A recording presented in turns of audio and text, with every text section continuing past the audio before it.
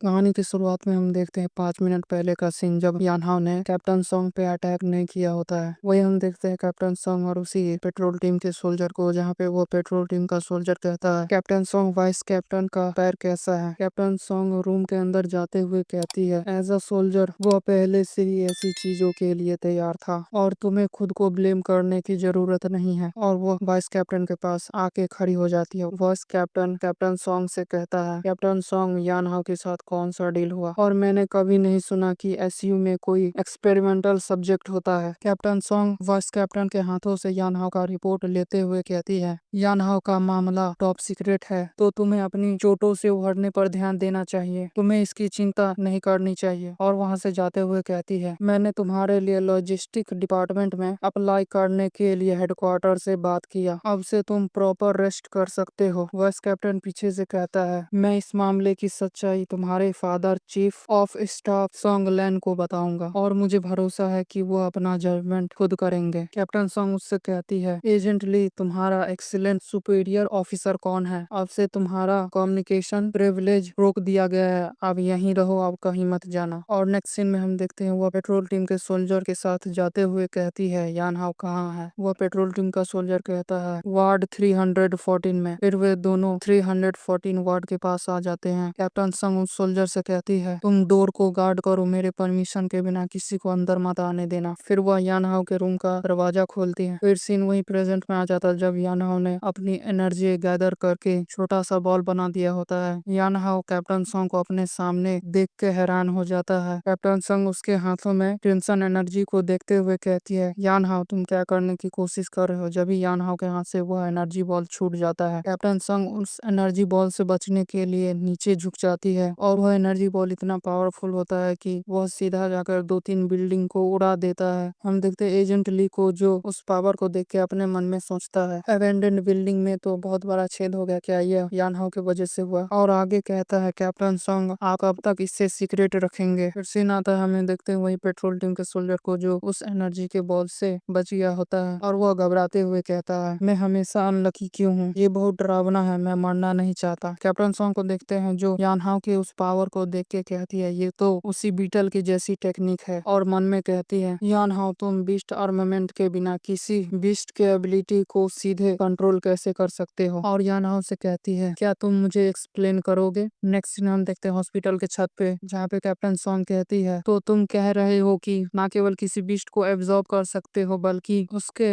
Ability को भी सीख सकते हो। यानहाव कहता है, इतना ही नहीं, बल्कि मैं और भी अधिक रेड मिस्ट को एब्जॉर्ब और स्टोर कर सकता हूँ, और वह क्रिस्टल खुद को रिपेयर भी कर सकता है। कैप्टन सॉन्ग क्यूरियस होके कहती है, तो तुम्हारे पास निश्चित रूप से बहुत सारी विशेषताएं हैं। यानहाव अपने हाथ को ट्रांसफॉर्म करते हुए कहता है, यह सच है कि मैंने उसकी स्ट्रेंथ और एबिलिटी हासिल कर ली, हालांकि यह भी सच है कि मैं धीरे धीरे उनमें से एक बन जाऊंगा। और आगे कहता है, क्या मेरे जैसे किसी व्यक्ति को सच्चा इंसान नहीं माना जा सकता। कैप्टन सॉन्ग मैं आपकी नजर में क्या हूँ। कैप्टन सॉन्ग कहती है, तुम एक अनोखे अस्तित्व हो, इंसान या मॉन्स्टर, इस बात पर निर्भर करता है कि तुम इस पावर का उपयोग कैसे करते हो, लेकिन तुम्हारा पावर एक डिजास्टर एक वेपन दोनों ही है। अब तुम्हारे पास दो ही रास्ते हैं, पहला यह है कि तुम एशियन ब्लड में शामिल हो जाओ और मेरे रिजर्व्ड सोल्जर बन जाओ। दूसरा रास्ता यह है कि तुम्हें खतरे के रूप में जाना जाएगा और बीस्ट की तरह एलिमिनेट कर दिया जाएगा। यानहाव कहता है, क्या एलिमिनेट, क्या आप सचमुच में सोचते हो कि सिटी में तैनात सोल्जर क्या सचमुच में ऐसा करने की पावर है। कैप्टन सॉन्ग कहती है, तुम सही कह रहे हो, यह सच है कि मैं तुम्हारे बारे में कुछ नहीं जानती, हालांकि यह सोचना बहुत एरोगेंट होगा कि तुम अकेले एसयू का सामना कर सकते हो। और आगे कहती है, मेरे स्क्वाड में शामिल होने से कोई नुकसान नहीं होगा, तुम्हारी सारी परेशानी संभाल लूंगी। ये सुन के यानहाव कहता है, तुम एक ऐसे खतरनाक व्यक्ति से मुकाबला करने की तैयारी कर रहे हो जिसे तुम अभी मिले हो, जिसके पास अनकंट्रोलेबल पावर है। मुझे डर है कि इसकी बड़ी कीमत चुकानी पड़ेगी। क्या तुम किसी को ज्वाइनिंग करवाने के लिए इतने परेशानी उठा सकती हो। लगता है तुम्हारा कोई और मकसद है। कैप्टन सॉन्ग ये सुन के कहती है, तुम स्मार्ट हो, एक खास वजह से मुझे तुम्हारी जरूरत है, लेकिन तुम्हें मुझ पर विश्वास करना होगा, हम दुश्मन नहीं हैं शायद। और वह यानहाव की सिस्टर का फोटो निकाल के दिखाते हुए कहती है, या तुम फिर इसे एक लेन देन के रूप में भी सोच सकते हो। ये देख के यानहाव अपना पॉकेट चेक करते हुए कहता है, तुम्हारे तुम्हारे पास ये फोटो क्यों है? कैप्टन सॉन्ग कहती है, मुझे अंडर एस्टिमेट मत करो। अगर मैं चाहूँ तो तुम्हारे पास्ट की जांच पड़ताल करना एक उंगली उठाने की बराबर है। जब तक तुम एशियन ब्लड में शामिल हो और मैं हाई लेवल खुफिया नेटवर्क को तैनात करके सारी पावर लगाऊंगी और तुम्हारी बहन को खोजने में मदद करूंगी। ये सुन के यानहो अपने मन में सोचता है, मैं अपनी ओर से आंख बंद करके खोजने की एक सीमा तक ही कर सकता हूँ। जैसा कि इसने कहा, अगर मिलिट्री में मुझे हायर स्टेटस और आइडेंटिटी मिल जाए तो मुझे जांच करने के लिए और भी जगहों पर एक्सेस मिल सकता है और मेरे लिए इधर उधर जाना आसान हो जाएगा। ये सोच के यानहाव कहता है, डील मंजूर है। ये सुनते ही कैप्टन सॉन्ग यानहाव की सिस्टर की फोटो दे देती है यानहाव को। यानहाव फोटो लेते हुए कहता है, हालांकि कैप्टन आपको मेरी बहुत जरूरत है, तो क्या थोड़ी सी तनख्वाह बढ़ाने से आपको कोई दिक्कत तो नहीं? आखिरकार मैंने सारे पैसे अपनी सिस्टर को खोजने में खर्च कर दिए। ये सुन के कैप्टन सॉन्ग कहती है, प्राइवेट यानहाव, एशियन ब्लड के कप्तान के रूप में मैं तुम्हारे कमीशन को अप्रूव करती हूँ एज ऑफ एशियन ब्लड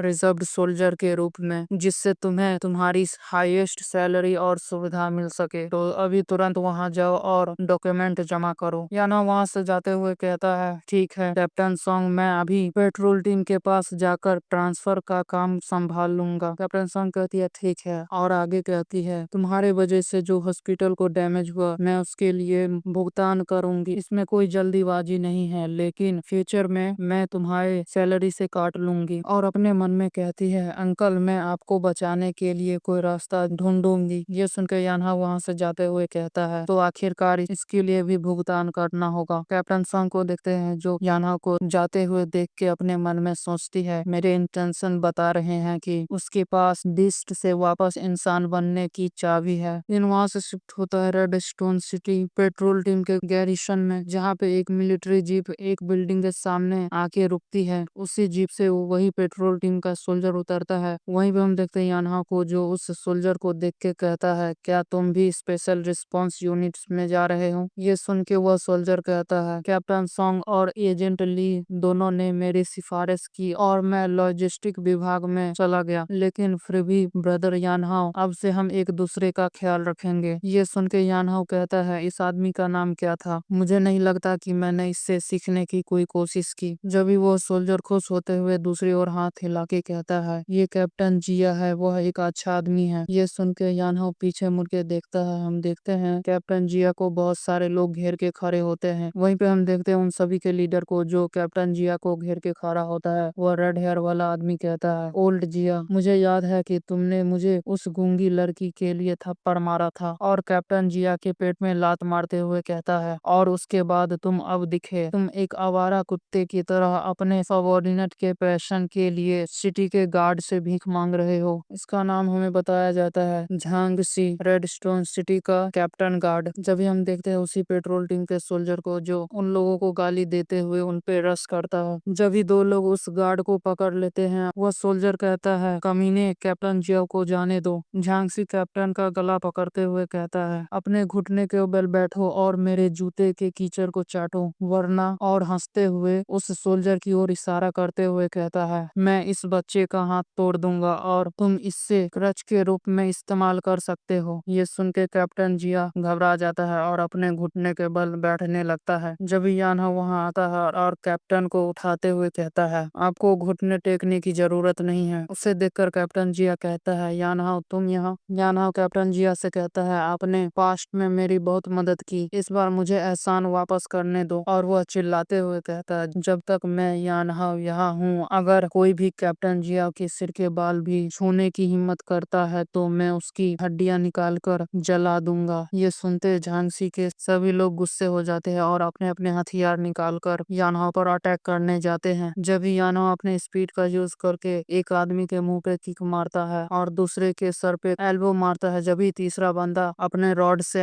यान्हा पे अटैक करने वाला होता है, यान्हा झुक के उसके पैरों पे मारता है, जिससे उसका बैलेंस बिगड़ जाता है और उसके पेट में जोरदार पंच मारता है, जिससे वह दूर जाके दीवार में टकराता है और ऐसे करके वह सभी को नॉकआउट कर देता है। ये देख के झांसी की फट जाती है। जब भी झांसी का एक बंदा कहता है, हमारे कैप्टन एक ई रैंक अवेकन है, हम पर अटैक करने के लिए तुम मारे जाओगे। झांसी को देखते हैं उसकी फटी पड़ी होती है और अपने मन में सोचता है, 4 सेकंड में उसने सभी को को निपटा दिया, वह इतना तेज कैसे है। जब भी वो अपना गन निकाल के यानहा पे तानते हुए कहता है, क्या तुम्हारा पेट्रोल टीम सिटी के गार्ड का विरोध कर सकता है, मानो या ना मानो। और यानहा पे फायरिंग कर देता है। यानहा उस बुलेट को डॉज करता है और कहता है मुझे तुम पर विश्वास है, और उसका गन पकड़ लेता है और कहता है लेकिन तुम जिस स्पीड से अपने गन को खींचते हो ये बहुत स्लो है, और उसके गन के टुकड़े टुकड़े कर देता है और कहता है सांगरियो की स्पीड का 1% भी नहीं है। जब झांग से अपना नाइफ निकाल के यानहा के गले पर चला देता है, यानहा उसके हाथ को तुरंत पकड़ लेता है और दूसरे हाथ से उसका गला पकड़ के ऊपर उठा लेता है और कहता है तुमने कहा था कि तुम चाहते हो कि कैप्टन जिया घुटने पर आए। झांगसी को देखते हैं जो मार खाने के बावजूद भी कहता है तुम क्या सोच रहे हो, मैं तुम्हें चेतावनी दे रहा हूँ, ऐसा मत करो। यानव कहता है तो क्या अब तुम्हारी बारी है, और उसे जोर से जमीन पे पटक देता है जिस कारण वो वहीं पे बेहोश हो जाता है। यह देख के झांसी के लोग कहते हैं उसने बुलेट को डॉज कर लिया और इसने पिस्टल को सिंगल हैंडली उसे क्रश कर दिया। यानव को देखते हैं जो अपने हाथों में क्रिम्सन एनर्जी को देखते हुए कहता है उस बीस्ट कोर के कारण मेरा स्ट्रेंथ मेरे एक्सपेक्ट से ज्यादा है, और वह कैप्टन जिया के उस डंडे को उठाने लगता है। और पीछे हम देखते हैं झांसी के लोग उसे उठा के ले जाने लगते हैं और चिल्लाते हुए कहते हैं वह मॉन्स्टर है। जब भी वह पेट्रोल टीम का सोल्जर यानहाव के कंधे पे हाथ रखते हुए कहता है ब्रदर यान, यह तो इनक्रेडिबल है, तुम तो गॉड ऑफ वॉर जैसे हो। यानहाव उसे देखते हुए कहता है क्या तुम ठीक हो। वह कहता है हाँ मैं ठीक हूँ, मैं एक हिट तो कर ही सकता हूँ। जब भी कैप्टन जिया यानहाव को थैंक यू कहता है, यानहाव कैप्टन जिया से कहता है इसलिए कैप्टन जिया आप तो हमेशा मेरा ध्यान रखते हो, यह सही है कि मैं अब आपके लिए खड़ा हूँ। कैप्टन जिया थोड़ा परेशान होते हुए कहते हैं लेकिन क्या होगा अगर सिटी के गार्ड हमारे पीछे आ गए तो। जब भी वो सोल्जर कहता है चिंता मत करो कैप्टन जिया, यानहाव और मैं अब से रिस्पांस यूनिट में हैं, सिटी का गार्ड हम पे हाथ डालने की हिम्मत नहीं करेगा। फिर सीन शिफ्ट होता है वहां से रेड स्टोन सिटी में स्पेशल रिस्पांस यूनिट के प्रोविजनल बेस में, जहाँ पे कैप्टन संग यानहाव से कहती है ट्रांसफर का पेपर वर्क पूरा हो गया। यानहाव कहता है हाँ। आगे कैप्टन संग कहती है मैंने तुम्हारा एप्लीकेशन हेडक्वार्टर को पहले ही भेज दिया, और यानहाव को रिपोर्ट दिखाते हुए कहती है हेडक्वार्टर ने तुम्हें मंजूरी दे दी है। ये देख के यानहाव कहता है ये तो बहुत फास्ट है, और रिपोर्ट को देखते हुए कहता है तो मैं ऑफिशियली मेंबर बन गया। कैप्टन संग कहती है नहीं इतनी जल्दी नहीं है यानहाव, अब आगे जो होगा वही रियल टेस्ट होगा, तुम्हें तुरंत लेक सिटी के हेडक्वार्टर की ओर जाना होगा, तुम कॉम्बैट डिवीजन के लिए एंट्रेंस एग्जाम दोगे, हालांकि तुम्हारे स्ट्रेंथ के साथ मुझे विश्वास है कि तुम पास हो जाओगे। याना वहां से जाते हुए कहता है समझ गया, बस इंतजार करो, मैं एक नए रिकॉर्ड के साथ वापस आऊंगा।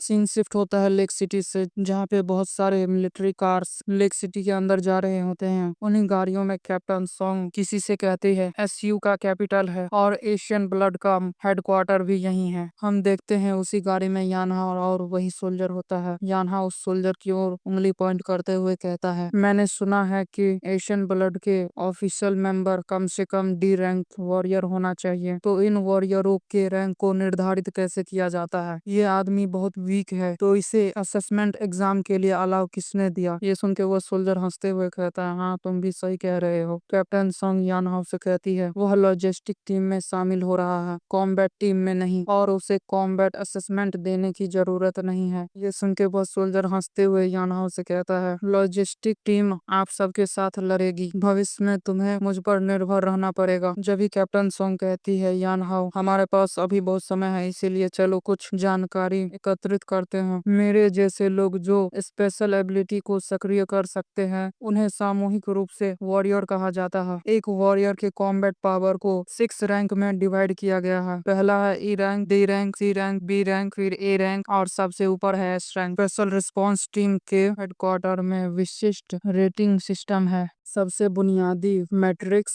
फिजिकल स्ट्रेंथ और सहन शक्ति है, और जहां तक बीस्ट की बात है उन्हें सबसे कमजोर से लेके सबसे स्ट्रॉन्गेस्ट तक डिवाइड किया गया है। पहला है स्काउट क्लास, दूसरा है हाउंड क्लास, तीसरा ओवरलोड क्लास, चौथा बेथम क्लास, पांचवा कैलेमिटी क्लास जो सबसे हाईएस्ट है। और सामान्य परिस्थितियों में एक ई रैंक वॉरियर एक स्काउट क्लास के बीस्ट को उसी तर्क से हरा सकता है। मैं वॉरियर का रैंक दिखा देता हूँ, आप पॉज करके पढ़ कर लेना। आगे कहती है इसके अलावा बीस्ट कोर कॉम्पेटेबिलिटी भी किसी के रैंक को इफेक्ट करता है। ये सुन के यान हाउ कहता है beast core compatibility. Captain song कहती है हाँ, इस पोस्ट एपोकलिप वर्ल्ड में केवल रेड मिस्ट द्वारा म्यूटेंट बीस्ट के पास स्पेशल एबिलिटीज होते हैं। ह्यूमन वॉरियर केवल बीस्ट हथियारों का उपयोग किसी बीस्ट के मूल्य के अनुकूल होने और उसकी एबिलिटी को सक्रिय करने के लिए कर सकते हैं। Physical condition, naturally luck and talent beast core compatibility को अफेक्ट करता है। कंपैटिबिलिटी जितना अच्छा होगा उतना ही हायर क्वालिटी और नंबर में स्पेशल एबिलिटीज एक्टिवेट कर सकते हो। अगर तुम बीस्ट कोर को अडेप्ट नहीं कर सकते तो तुम्हें केवल ई रैंक के रूप में रेट किया जाएगा। जब ये लोग बात कर रहे होते तभी ड्राइवर अचानक से गाड़ी रोक देता है। हम देखते हैं उसके सामने लेक सिटी का गार्ड होता है और उसे रुकने के लिए कहता है। वह कहता है कि माफ करना, ये स्ट्रीट कंट्रोली अंडर ट्रैफिक कंट्रोल में है, तो प्लीज कोई और रास्ता ले लो। जब भी कैप्टन सॉन्ग का ड्राइवर कहता है तुम्हारी हिम्मत कैसे हुई स्पेशल रिस्पांस टीम का रास्ता ब्लॉक करने की। दूसरा गार्ड कहता है हम सभी भी ऑफिशियल बिजनेस से आए हैं, हमारे पास भी कोई रास्ता नहीं है। जब भी उन लोगों के पीछे से एक व्हाइट कार गुजरता है जिस कार के ऊपर ग्रीन वेन सिंबल होता है। उस सिंबल को देख के कैप्टन सॉन्ग अपने मन में सोचती है ये तो Asian blood recruitment assessment exam है, तो यहाँ पे ग्रीन वेन के बड़े लोग यहाँ क्या कर रहे हैं, ऐसा लगता है कि कुछ गलत है। फिर सीन वहाँ से शिफ्ट होता है 1 घंटे बाद Asian blood recruitment assessment exam, जहाँ पे एग्जामिनर सभी लोगों से कहता है एशियन ब्लड ह्यूमैनिटी के सबसे स्ट्रॉन्गेस्ट शील्ड है और स्पेशल रिस्पांस टीम का सबसे तेज ब्लेड है। इस एग्जामिनर का नाम बताया जाता है लिन योंग सिंह, जो एशियन ब्लड का चीफ एग्जामिनर है, ए रैंक का वॉरियर। आगे लिन कहता है मुझे परवाह नहीं कि तुम्हारा बैकग्राउंड कैसा है, अगर तुम एक बार यहाँ आ गए तो तुम मेरे नियमों का पालन करो। अगर तुम्हारे पास वास्तव में स्किल नहीं है तो एशियन ब्लड में रहने के बारे में मत सोचो। और चिल्लाते हुए कहता है फर्स्ट असेसमेंट फिजिकल टेस्ट है, चलो स्टार्ट करो। 50 किलो के वेट से 100 मीटर दौड़ो। वही हम देखते हैं याना को जो उस वेट को लेके बहुत तेजी से आगे भागने लगता है, उसे कुछ प्रभाव नहीं पड़ता और वह 5 मिनट 10 सेकंड में पूरा कर लेता है। सेकंड होता है इलेक्ट्रोमैग्नेटिक को एक हाथ से उठाना, जहाँ पे एक आदमी बड़ी मुश्किल से उठा पा रहा होता है, यही यानहाओ 100 किलो के वेट को सिंगल हैंडली उठा लेता है। थर्ड होता है स्ट्राइक पावर, जिसमें यानहाओ बस अपना हाथ घुमा के उस पंचिंग मशीन पे मारता है जिससे वो पंचिंग मशीन टूट जाता है, जिस कारण पंच के पावर को कैलकुलेट नहीं कर पा रहा होता। ये देख के सभी लोग के मुंह खुले के खुले रह जाते हैं। फिर वहाँ से 10 मिनट बाद सीन शिफ्ट होता है। यानहाओ एग्जामिनर के पास आके कहता है रिपोर्टिंग चीफ एग्जामिनर, सारे इवेंट मैंने कंप्लीट कर दिए हैं। ये सुन के लिन कहता है मैं कंफर्म करता हूँ तुम्हारा स्कोर 198 पॉइंट है। ये देख के सभी लोग चौंक जाते हैं। एक लड़का कहता है क्या 198 पॉइंट? पिछला रूकी रिकॉर्ड केवल 140 का था, क्या इस बच्चे ने चीटिंग किया है? जब एक लड़का पीछे से आते हुए कहता है इंस्ट्रक्टर ली, किसी न्यू रिक्रूट के लिए 140 पॉइंट सबसे हाईएस्ट होता है, क्या इसका रिकॉर्ड उनसे अधिक है? मैं इस पर विश्वास नहीं करता। इस लड़के का नाम बताया जाता है झांग जिन, जो लेक सिटी के डिफेंस फोर्स कैप्टन का यंगर ब्रदर है। ये सुनकर एग्जामिनर ली कहता है मैंने पर्सनली उसकी निगरानी की और वीडियो भी निगरानी की, क्या तुम ये कह रहे हो कि वह प्लेयर मेरा फेवरेट है? झांग जिन कहता है नहीं, मैं तो बस क्यूरियस था। और यानहाओ के बगल से गुजरते हुए कहता है यानहाओ से तो क्या तुम चेसी सिटी से पेट्रोल टीम के यानहाओ हो ना? यानहाओ कहता है तो तुम्हें कुछ चाहिए? झांग जिन हंसते हुए कहता है नहीं, बस हेलो कह रहा था, आखिरकार हम सेमी होम टाउन से है। और अपने मन में सोचता है बस तुम इंतजार करो बच्चे, मेरे ब्रदर को जो तुमने इंसल्ट किया है मैं इसका दुगना भुगतान करवाऊंगा। याना उसे पीछे से जाते हुए देखते मन में सोचता है होम टाउन। जब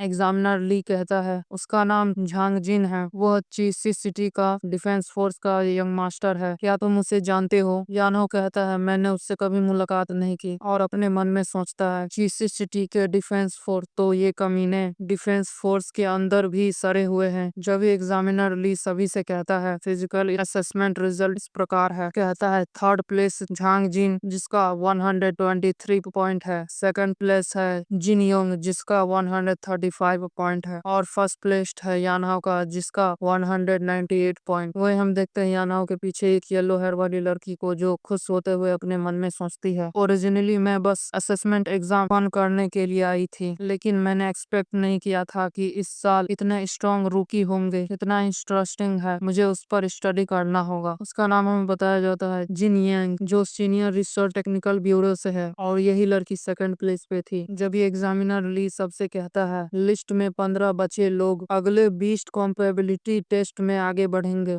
फिर सीन वहां से शिफ्ट होता है सिंगल ड्रोम रूम में, जहाँ पे झांसी किसी से बात करते हुए कहता है मुझे फर्स्ट प्लेस मिलना चाहिए था, कौन जानता था कि दो मॉन्स्टर अचानक से प्रकट हो जाएंगे। फोन की दूसरी साइड से कोई कहता है अगर तुम्हारा भाई ग्रीन वैन ग्रुप का कुत्ता नहीं होता तो क्या तुम इस असेसमेंट एग्जाम के लिए क्वालिफाई थे। हम देखते हैं उस वीडियो कॉल में दो लोग होते हैं, लेकिन उसका चेहरा नहीं दिखाया जाता। एक दूसरा आदमी कहता है तुम्हारे पास बस एक ही मौका है, इसे बर्बाद मत करो। झांसी उन लोगों से कहता है मेरे ब्रदर के लिए मुझे ब्लेजिंग ब्लड में आना होगा। फिर सीन वहां से शिफ्ट होता है बीस्ट कोर ट्रेनिंग सेशन में, जहाँ पे एग्जामिनर ली अपने हाथों में विस्ट गार्ड पहन के सभी को बताता है ये टेस्ट कॉम्प्लिकेटेड नहीं है, तुम्हें बस ये विस्ट गार्ड पहनना है। और विस्ट गार्ड की ओर पॉइंट करते हुए कहता है टेस्ट शुरू करने के लिए उस पर बीस्ट कोर रखो। और आगे कहता है जिसका भी बीस्ट कोर 40% से कम हुआ उसे तुरंत हटा दिया जाएगा। अगर किसी को कुछ समझ नहीं आ रहा तो मैं उसे संक्षेप में बता दूंगा बीस्ट कोर के बारे में। फिर वह बीस्ट कोर के बारे में बताने लगता है। सबसे पहले हेलहाउंड क्लास या उसके हायर एब्रेशन वाले बीस्ट कोर प्रोड्यूस करते हैं। एब्रेशन जितना मजबूत होगा उसके द्वारा प्रोड्यूस बीस्ट कोर की क्वालिटी उतना ही अधिक होगा। एक बीस्ट कोर को एक एब्रेशन आर्मामेंट में स्टॉक करके एक वॉरियर एक एब्रेशन की तरह स्पेशल एबिलिटी का उपयोग कर सकता है। और हर किसी का बीस्ट कोर एफएनटी अलग होता है और उस एफएनटी और अपनी इंटेंट टैलेंट के आधार पर डिफरेंट एबिलिटीज को जागृत करता है, जिसमें एलिमेंट पावर और सपोर्ट कंट्रोल होता है। और आगे कहता है ये क्लाई गार्ड सबसे लोएस्ट ग्रेड का है, यह केवल तुम्हारी एफिनिटी का टेस्ट कर सकता है, ये कोई एबिलिटी ग्रांट नहीं कर सकता। एक बार जब तुम ऑफिशियली ब्लेजिंग ब्लड के स्पेशल रिस्पांस यूनिट में शामिल हो जाते हो तो तुम सबको बेहतर बीस्ट कोर और एब्रेशन हथियार दिया जाएगा। तो ठीक है, बीस्ट कोर एफएनटी टेस्ट शुरू करो। फिर सीन शिफ्ट होता है एक लड़के पे जो विस्ट गार्ड पहन लेता है। जब इस सिस्टम स्क्रीन पे उसका एफएनटी 39 दिखाता है, जिससे वो लड़का परेशान हो जाता है और कहता है मैंने फिजिकल फिटनेस में 15th रैंक लाया, यह असेसमेंट एब्रेशन को खत्म करने से ज्यादा मुश्किल कैसे है। फिर नेक्स्ट कैंडिडेट आता है जिसका रैंक डी होता है और उसका एफएनटी 56 होता है और वह पास हो जाता है। फिर नेक्स्ट आता है झांगजिन का। जब भी झांगजिन वहां से जाने लगता है बीस्ट कोर असेसमेंट एग्जाम देने, हम देखते हैं उसका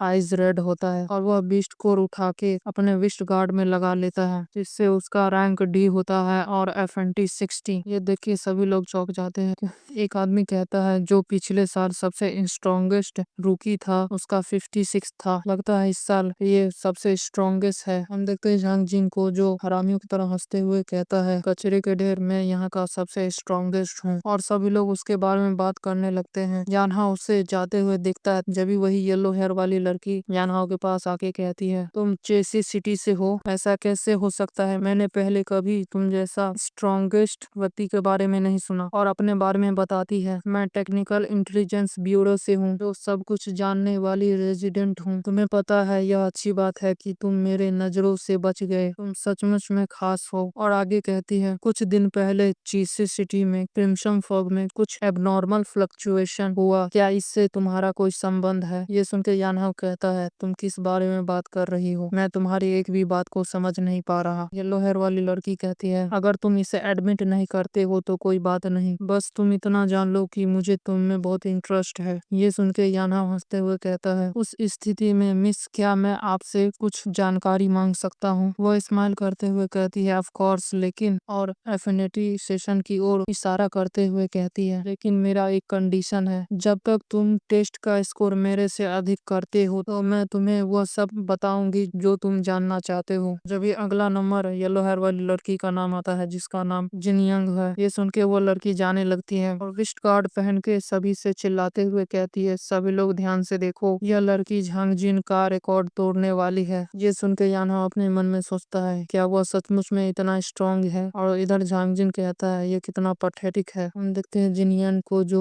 बिस्ट को उठा के अपने बिस्ट गार्ड में लगा लेती है। जब भी हम देखते हैं उसका रैंक डी होता है और एफिनिटी रेट 78 होता है। ये देख के सभी लोग चौंक जाते हैं और कहता है क्या डी रैंक वॉरियर विद 78, ये तो इम्पॉसिबल है। हम देखते हैं जिनियन को जो हंसते हुए थम्स अप दिखाती है और यानहाओ के पास आते हुए कहती है तुमने देखा, मैंने तुमसे कहा था कि मैं झांगजिन का रिकॉर्ड तोड़ दूंगी। हम देखते हैं झांगजिन को जो गुस्से में अपने मन में सोचता है यानहाओ के अलावा मैं इस बदबूदार कुतिया को भी भागने नहीं दे सकता। जब ये एग्जामिनर ली यानहाओ का नाम पुकारता है, यानहाओ जाते हुए अपने मन में सोचता है वह बहुत स्ट्रांग है, शायद वह झूठ नहीं बोल रही थी, हो सकता है कि वह सचमुच में बहुत कुछ जानती है। जब ही जिनयांग यानहाओ से कहती है तो क्या तुम्हें प्रेशर महसूस हो रहा है। जब ही यानहाओ वहां से जाते हुए अपने मन में सोचता है श्यायू के लिए मुझे ये शर्त जीतना होगा और उससे और जिनयांग से कहता है बस तुम देखो। और वो वहां पे पहुंच के बेस्ट कोर अपने हाथ में लेते हुए अपने मन में सोचता है सांगरियो के अकॉर्डिंग मेरा वॉरियर रैंक सी रैंक का है और इस बीस्ट कोर की क्वालिटी ब्लैक है, ठीक वैसे ही जिसे मैंने पहले ही एब्जॉर्ब किया था। और अपने विस्ट गार्ड में लगाते हुए आगे कहता है तो फिर एफिनिटी रेट क्या होगा, तो चलो देखते हैं, यही समय है मुझ में कितना पोटेंशियल है। जब भी बड़ी स्क्रीन में उसका रैंक सी दिखाया जाता है, ये देख के सभी लोग चौंक जाते हैं और कहता है सी रैंक, ये तो स्क्वाड लीडर के बराबर है। जब भी सिस्टम में एरर आने लगता है, जब भी सिस्टम कहता है बीस्ट कोर एफिनिटी कैलकुलेट किया जा रहा है, ये देख के सभी लोग हैरान हो जाते हैं और कहते हैं ये क्या हो रहा है, ऐसा कभी पहले नहीं हुआ था। जब भी सिस्टम यानहाओ का एफिनिटी बताता है जो 0 होता है,